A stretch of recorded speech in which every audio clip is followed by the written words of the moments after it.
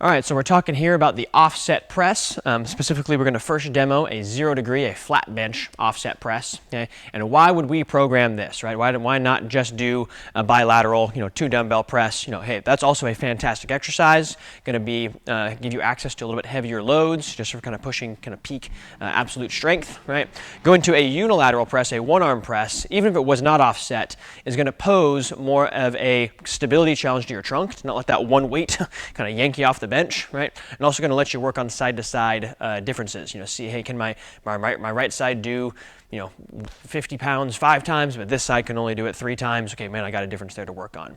Another benefit of the offset press is really increasing that core stability demand, as well as allowing the shoulder blade to move. So that's why we like that. We're not just torturing you for no reason, right? There's value in what we're doing here. So let's see what that looks like. Peter here is sitting right on the middle of the bench. He's going to shimmy off slightly and then rock on back, holding onto that weight with 2 hands. Okay, this foot is coming out to the side a little bit more to give him a little bit of stability. Okay, and then this glute and this shoulder blade are off the bench. I can reach around and grab the edge, the border, the medial border of his shoulder blade there. Okay, so it's completely free.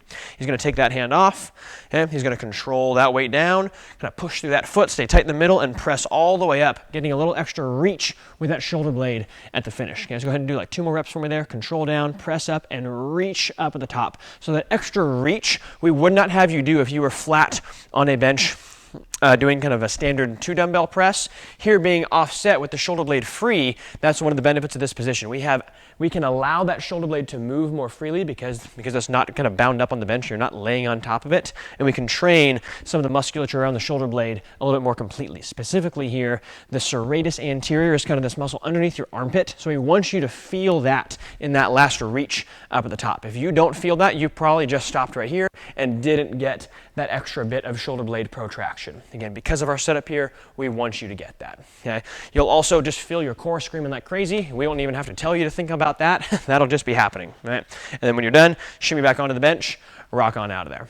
Okay? So again, higher trunk demand, and then a little bit more shoulder blade freedom.